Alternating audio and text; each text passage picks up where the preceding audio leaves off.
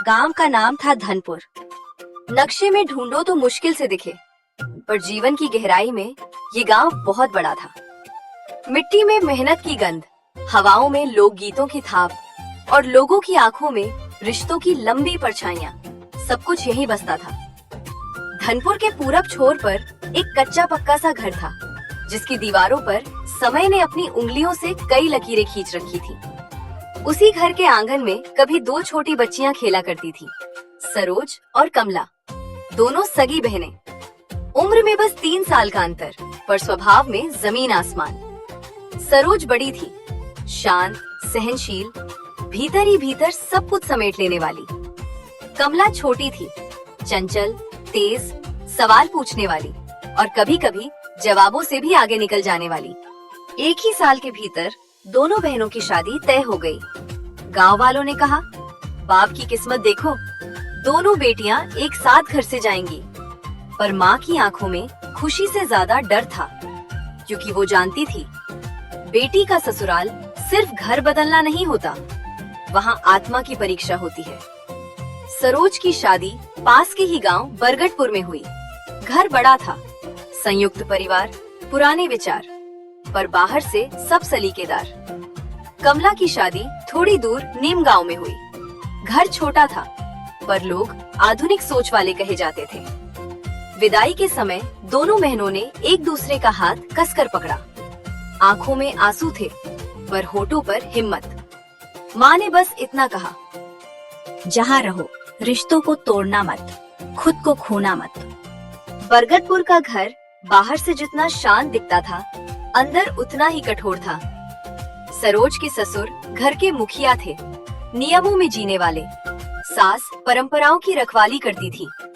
देवर देवरानी, जेठ जेठानी, सब अपने अपने दायरे में बंधे हुए। सरोज ने पहले दिन से ही खुद को ढाल लिया। वो सुबह सबसे पहले उठती, आंगन बुहारती, चूल्हा जलाती। किसी ने तारीफ की या नहीं, उसे फर्क नहीं पड़ता था। वो जानती थी, अगर मैं टूट गई तो ये घर मुझे निगल जाएगा। इसलिए उसने सहना सीख लिया, पर सहने के साथ साथ समझना भी।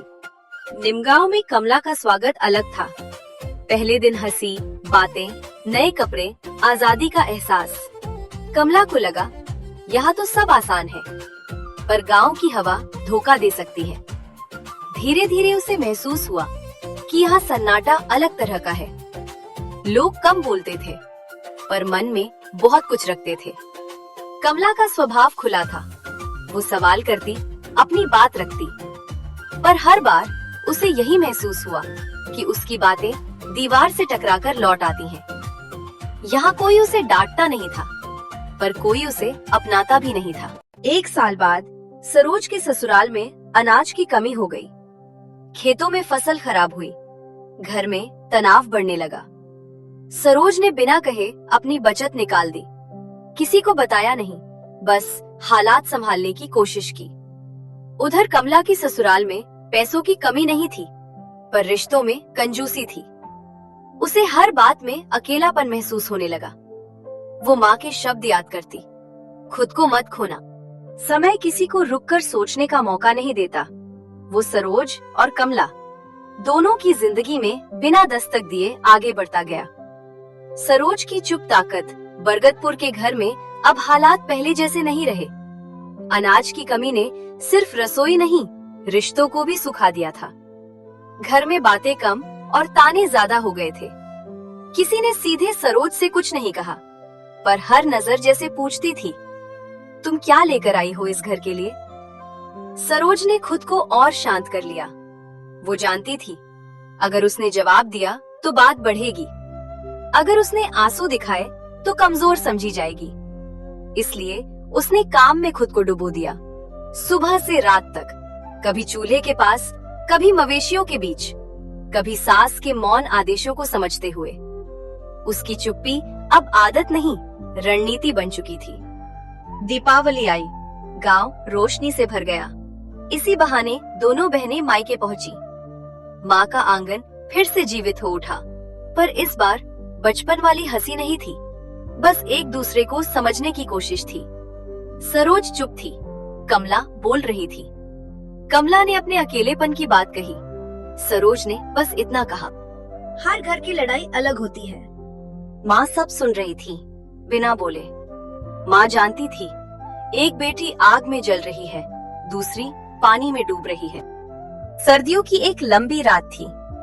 बरगदपुर के घर में दिया बुझने से पहले ही उम्मीद की लौ कमजोर पड़ चुकी थी। ससुर की हालत अचानक बिगड़ गई। डॉक्टर ने साफ कह दिया, अब देर नहीं की जा सकती। पैसों का इंतजाम तुरंत चाहिए था। घर के पुरुष बाहर खड़े सोचते रहे, पर समाधान किसी के पास नहीं था। सरोज भीतर ही भीतर सब समझ चुकी थी। उसने बिना किसी घोषणा के अपनी आखिरी जमा पूंजी, वह जमीन का छोटा सा टुकड़ा जो उसके नाम था, बेचने का फैसला कर लिया। ये फैसला उसने किसी से सलाह लेकर नहीं, किसी से इजाजत मांगकर नहीं किया, क्योंकि कुछ रिश्ते अनुमति से नहीं, जिम्मेदारी से निभाए जाते हैं। उस दिन ससुर की जान बच गई, घर बच गया, पर सरोज के भीतर कुछ टूट गया। घर में किसी ने नहीं पूछा, ये सब कैसे हुआ? सबने मान लिया, हो गया, बस ठीक हो गया। सरोज को न धन्यवाद मिला न सराहना, पर उसे इसकी आदत हो चुकी थी।